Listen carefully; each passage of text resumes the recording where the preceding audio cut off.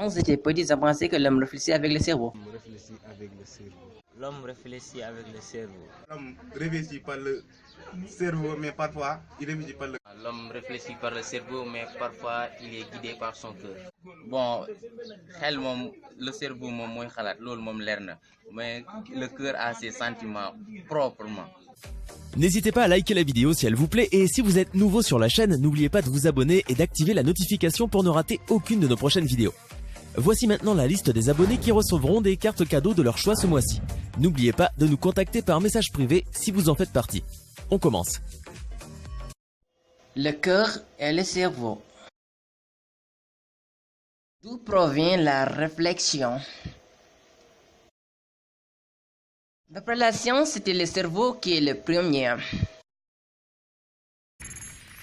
Le cerveau humain est capable de stocker des milliards de souvenirs, plus que n'importe quel ordinateur. Mais la mémoire est sélective. 90% des informations perçues dans une journée sont effacées. La mémoire ne conserve que celles qui peuvent éventuellement être utiles. Il y a plusieurs types de mémoire. Une mémoire à court terme. On l'appelle la mémoire de travail. Selon le Coran, le cœur est en premier.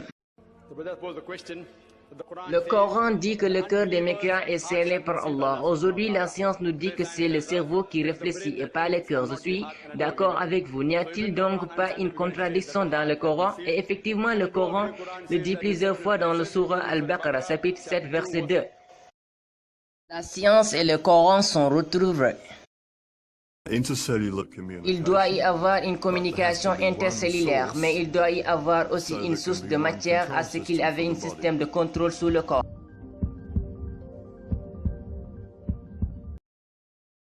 Les sources se passent dans le corps. Ô mon Seigneur, ouvre ma poitrine et facilite ma mission, et donne un nœud à ma langue afin qu'il comprenne mes paroles. C'est la prière de Moïse quand il était envoyé par Allah pour faire passer le message aux gens. Il demande à Allah d'élargir sa poitrine. Quel est le rapport entre la poitrine et faire passer un message?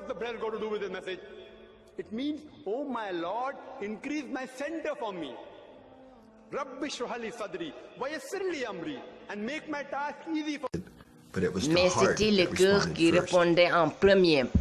La réponse du cœur était seulement plus rapide, mais le signal qu'il envoyait au cœur venait en fonction du contenu émotionnel de l'image. En regardant les signaux que le cœur envoyait au cerveau, on pouvait voir littéralement que le cœur avait envoyé un message différent en fonction de ce qu'allait entre la prochaine image.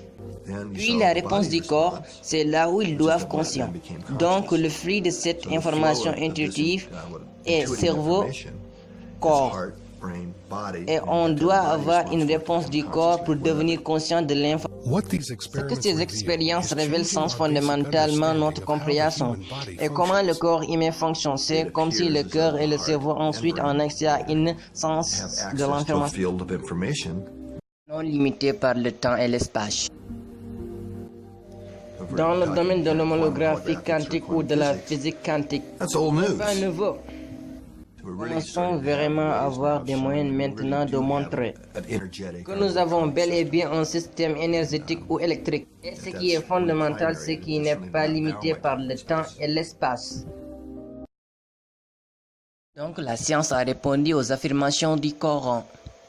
Le cœur est connecté à un centre d'information et d'intelligence qui est différent mais complémentaire du cerveau. Il est très clair que ces neurones dans le cœur ont une mémoire à court et à long terme. Donc le Coran dit que ce sont les cœurs et non les yeux qui savent. Il m'a dit alors ce sont les yeux qui voient, pas les cœurs. Ces versets n'est donc pas scientifique. Ici la traduction correcte est cœur et pas intelligence. Je lui ai dit alors, je suis d'accord avec vous. Mais ici, le mot utilisé pour poitrine est sad. Sad a deux significations, et poitrine est l'autre centre quand on parle de centre d'un endroit qui peut percevoir, sentir et souvenir, et traiter des informations qui sont indépendantes du cerveau. Nous considérons toujours que le système d'entrée de l'information se situe entièrement dans le cerveau, mais nous découvrons à l'heure actuelle que le cœur reçoit des informations en premier, puis le relaie ensuite au cerveau.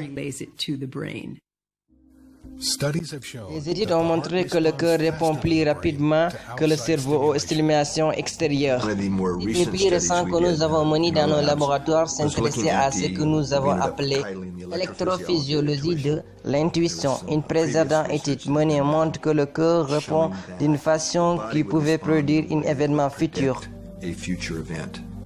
Si cet événement avait une portée émotionnelle et était significatif pour la personne.